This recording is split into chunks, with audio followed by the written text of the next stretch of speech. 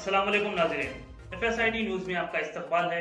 मैं मोहम्मद फारूक। पढ़ते हैं आज की ताज़ा खबर। महबूब नगर के एम्प्लॉइज कॉलोनी मुरलू में पहली मरतबा महबूब नगर में HVAC MEP ट्रेनिंग इंस्टीट्यूट का कयाम। इंजीनियरिंग व पॉलीटेक्निक न्यू ग्रेजुएट्स को HVAC MEP के सेलेक्ट फराहम किए जाएंगे। मुख्तलिफ कोर्सेज की तरबियत दी जाएगी। जल्द एडमिशन ले और सुनहरे मौके का फायदा उठाएं। मजीद मालूमात के लिए मोबाइल नंबर 7893363774 पर रब्त पैदा करें। SS dental care multi speciality and implant centre doctor Salim Malik की जानिब से रोजाना फ्री चेकअप। टाइमिंग सुबह 11 बजे से रात 8 बजे तक। Sunday also open. यहाँ पर implant with teeth in 3 days, laser treatment, Hollywood smile design, flexible denture व दीगर ट्रीटमेंट किए जाते हैं। SS dental care clock tower beside Rahmat Masjid HR complex, first floor, SBI main branch road, Mahbubnagar. मस्जिद कांग्रेस हुकूमत सैलाब की सूरत हाल में आवाम को सहारा देने के मौक़िफ़ में नहीं, KCR पर बेबुनियाद इल्ज़ामात के लिए करीबी लोग ही जिम्मेदार। तेलंगाना आवाम कल्लेश्वरम को 200 साल तक याद रखेंगे। कविता। सदर तेलंगाना जागृति व रुकन क़ानून सस कौंसिल BRS कविता ने कहा कि मौजूदा कांग्रेस हुकूमत हर लम्हे KCR का जाप अलाप रही है। बारिश और सैलाब की सूरत में आवाम को सहारा देने की पोजीशन में ये हुकूमत नहीं है। वो आज दफ्तर तेलंगाना जागृति वाक़े बंजारा हिल्स में प्रेस कॉन्फ्रेंस से खिताब कर रही थी। कविता ने कहा कि हम जब MP के तौर पर खिदमात अंजाम दे रहे थे तो KCR हमें 6 माह पहले ही यूरिया के सिलसिले में अलर्ट करते थे। कलेश्वरम जैसे कभी ख़त्म ना होने वाले असासे में मेडीगड्डा एक छोटा सा हिस्सा है। KCR ने तेलंगाना के लिए पानी लाने के मकसद से 6 से 7 माह तक मुसलसल रिसर्च की। KCR को ना खाने की परवाह होती है ना ही पैसे की। कविता ने कहा कि आज KCR पर बेबुनियाद इल्ज़ामात लगाए जा रहे हैं, जबकि कलेश्वरम प्रोजेक्ट को आवाम 200 साल तक याद रखेंगे। KCR पर बदउनवानी का दाग कैसे आया, इस पर BRS कायदीन को गौर करना चाहिए। KCR के करीब रहने वालों की वजह से बदउनवानी का दाग लगा है।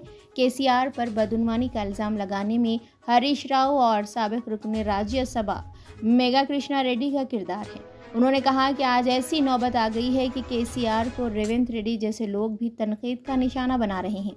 मेरे खिलाफ हरीश राव और संतोष राव ने कितनी ही साजिशें की, लेकिन मैंने सब कुछ बर्दाश्त किया। हरीश राव और संतोष राव के पीछे रेवंत रेड्डी है। उन्होंने कहा कि सोशल मीडिया पर यह प्रोपेगेंडा किया जा रहा है कि मेरे पीछे BJP और कांग्रेस है, लेकिन हकीकत यह है कि मेरा ताल्लुक़ KCR के खून से है। मैं आज़ाद रहकर सियासत करूंगी।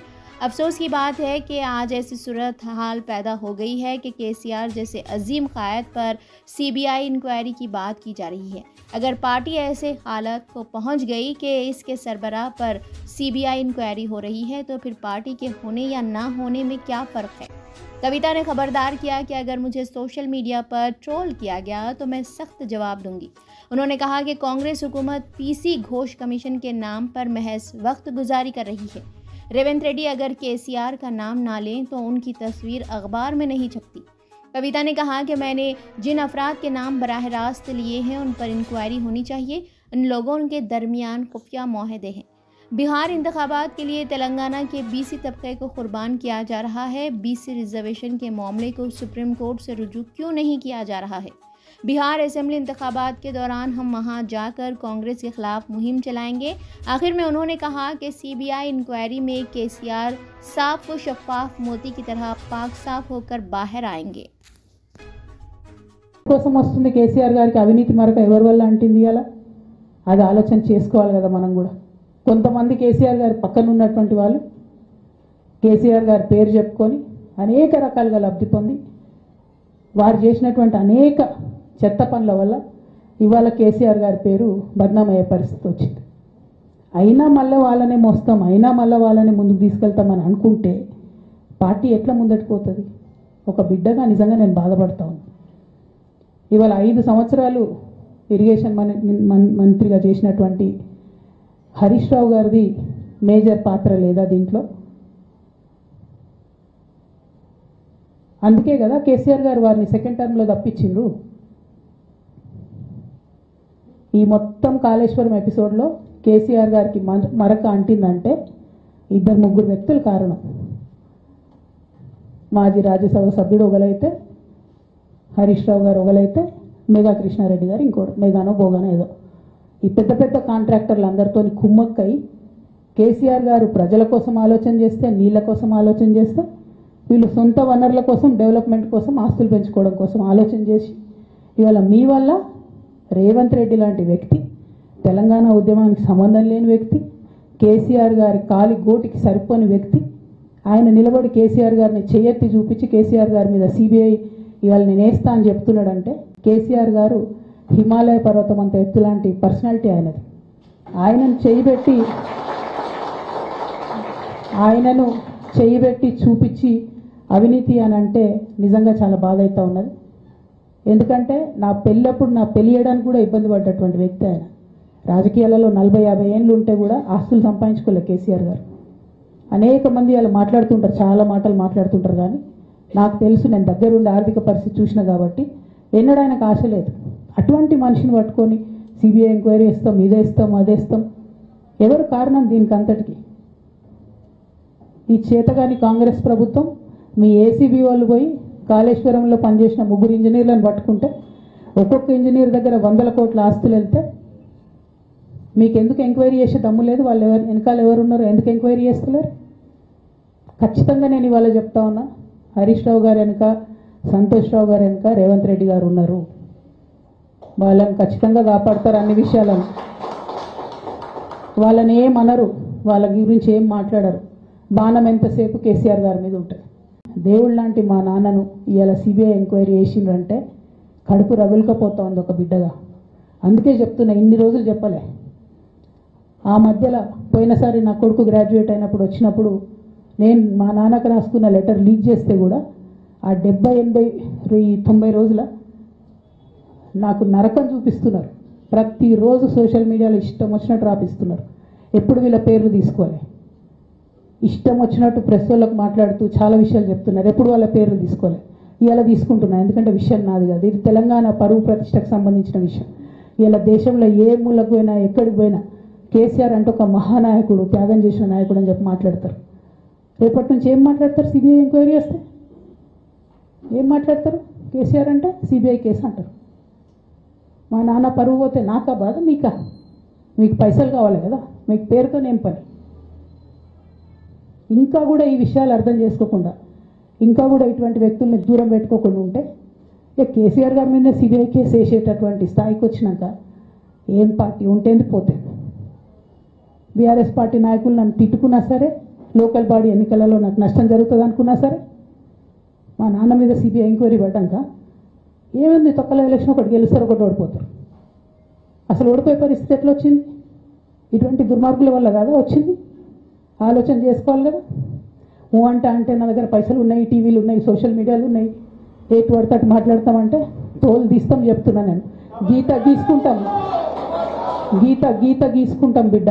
మీరు ఒక్క కమెంట్ పెడితే మేము 10 చేస్తాం. ఏది పడితే అది మాట్లాడచ్చు సోషల్ మీడియాలో చూసుకుంటూ ఊరుకుంటున్నా. బీసీల విషయంలో ఎంతగా మోసం చేస్తున్నారు. ఫస్ట్ ఏమో బిల్లు పెడతారు, మేము అందరం లొల్లి పెడితే టైంపాస్ చేసి 1.5 year తర్వాత బిల్లు పెట్టిరు. బిల్లు పెడితే కనీసం గవర్నర్ దగ్గర పోరు, కనీసం రాష్ట్రపతి దగ్గర పోరు, ప్రధానమంత్రి దగ్గర పోరు. గవర్నర్ పెండింగ్ పెట్టుకుంటే ఎందుకు సుప్రీంకోర్టు పోతలేరు? ఇంకా కూడా మళ్ళీ ఛాలెంజ్ చేసి అడుగుతా ఉన్నాను నేను, ఎందుకు సుప్రీంకోర్టు పోతలేరు? మీరు సెప్టెంబర్ 30 లోపల ఎన్నికలు చేస్తామని చెప్పిండ్రు. సెప్టెంబర్ 30 లోపల సుప్రీంకోర్టుకు పోండి. డీమ్ టు బి అప్రూవ్డ్ అనుకుంటే ఇదే ఎలక్షన్లో బెనిఫిట్ అవుతుంది కదా బీసీలకు. ఆ తర్వాత ఇంకొక ఆర్డినెన్స్ తెచ్చిరు, అది పెండింగ్ ఉంది గవర్నర్ దగ్గర. కనీసం దాని మీద సుప్రీంకోర్టు పోండి, దాని మీద కూడా పోతలేరు. మళ్ళీ నిన్న కొత్త కథ, 50% స్లాబ్ ఎత్తేస్తామట. కామెడీ రోజు రోజుకి. ఏంది ఇది? ఎందుకోసం అంటే ఇదంతా బీహార్లో ఎన్నికలు అవుతున్నాయి. వాళ్ళ రాహుల్ గాంధీ గారి పిఆర్ యాక్టివిటీకి రోజు ముచ్చడి చెప్పాలి ఆయన. ఇక్కడ వీళ్ళు నిన్న 50% క్యాప్ ఎత్తేస్తున్నామని కొత్త కథ చెప్పిండ్రు. మీరు చూడండి, రేపెల్లు నుంచి రాహుల్ గాంధీ బీహార్లో ఏం మాట్లాడతాడు? హమ్నే 50% సిప్ తోడది అంటాడు ఆయన బీహార్ ఎన్నికలలో. ఆయన అక్కడ చెప్పుకోవాలి కాబట్టి పిఆర్ యాక్టివిటీ కోసం వీళ్ళు ఇక్కడ చేస్తున్నారు తప్పితే, బీహార్ ఎన్నికల కోసం తెలంగాణ బీసీ బిడ్డలను బలిపెడుతున్నారు రేవంత్ రెడ్డి గారు తప్పితే, నిజంగా చిత్తశుద్ధితో బీసీలకు ఏదైనా బెనిఫిట్ చేద్దామనే ఉద్దేశమే మీకు లేదు. అటువంటి ఉద్దేశం మీకు ఉంటే మీ వైఖరి ఇట్లా ఉండదు. కేవలం కాంగ్రెస్ పార్టీ బీసీలను నయవంచన చేస్తున్నది. మీరు ఇట్లనే చేస్తుంటే బీహార్ ఎన్నికలు వస్తే మేము తెలంగాణ జాగృతి మొత్తం పోయి బీహార్లో మీకు వ్యతిరేకంగా ప్రచారం చేస్తాం. తెలంగాణ బీసీలను మీరు మోసం చేసిరని చెప్పి అక్కడికి పోయి కూడా మీకు ప్రచారం చేస్తాం. మీ యొక్క బండారం కూడా బయట పెడతామని ఈ సందర్భంగా నేను తెలియజేస్తాను. పెద్దసారి దగ్గరకు వచ్చినాక ఇక కాంప్రమైజ్ అయ్యేది ఏం లేదు. ఘోష్ కమిషన్ వేసిన రోజే నేను చెప్పిన, ఎందుకు రియాక్ట్ కాలేదు పార్టీ అని అడిగిన ఆ రోజున. నిన్న సిబిఐ ఎంక్వైరీ వేస్తున్నా అని రేవంత్ రెడ్డి గారు అసెంబ్లీలో చెప్తే తెలంగాణ బంద్ ఖాళీ వద్దా, బగ్గుమనొద్దా తెలంగాణ? ఎట్లా మాట్లాడతారు? నిజంగానే మనిషి అవినీతి అయితే, నిజంగానే మనిషి డబ్బులు తినోడైతే వేరు మాట. ఆయనకు తిండి మీద కూడా ధ్యాస ఉండదు బాబు. తెలంగాణ తెలంగాణ అదే పిచ్చి. అట్లాంటి మనిషిని పట్టుకొని ఇవాళ ఏది పడితే అది మాట్లాడితే కూడా రియాక్ట్ కాకపోవడం చాలా దారుణం, చాలా చాలా దారుణం. నేను దీన్ని తీవ్రంగా ఖండిస్తున్నా. At the same time Congress government PC కోర్స్ కమిషన్ వేసిండ్రు. రెండేళ్ల నుంచి టైంపాస్ చేస్తారు. ఆ కమిషన్ రిపోర్ట్ వచ్చింది. ఆ రిపోర్ట్ నిన్న అసెంబ్లీలో పెట్టిండ్రు. ఇంకా దానికి ఏమిట్లకేం లేదు, దాంట్లోకి ఏం చర్యలు తీసుకుంటారో చెప్పారు, ఏం చేస్తారో చెప్పారు. తక్కువ మంది సిబిఐకి ఇచ్చేస్తారు. అంటే ఇది ప్రీ ప్లాన్డ్, ప్రీ మెడిటేటెడ్, ఖచ్చితంగా కేసీఆర్ గారి ప్రతిష్ట దెబ్బతీయాలనేటటువంటి ప్రీ మెడిటేటెడ్ అటాక్ తప్పితే ఇంకోటి కాదు. కేసీఆర్ గారికి తిండి ధ్యాస ఉండదు, డబ్బు ధ్యాస ఉండదు. ఉండేది ఒకటే, కేవలం తెలంగాణ ధ్యాస. నేను దాదాపుగా 2006 నుండి యాక్టివ్గా పాలిటిక్స్లో నేను కూడా పాల్గొంటూ వస్తున్నాను. తెలంగాణ ఉద్యమంలో పాల్గొన్నాను. అప్పటి నుంచి ఇప్పటి వరకు కూడా నేను చూస్తున్నా, ఎప్పుడు కూడా కేసీఆర్ గారు తెలంగాణ విషయం తప్పితే, ప్రజల విషయం తప్పితే పర్సనల్ విషయాలు మాట్లాడే టైము 0.1% కూడా ఉండదు.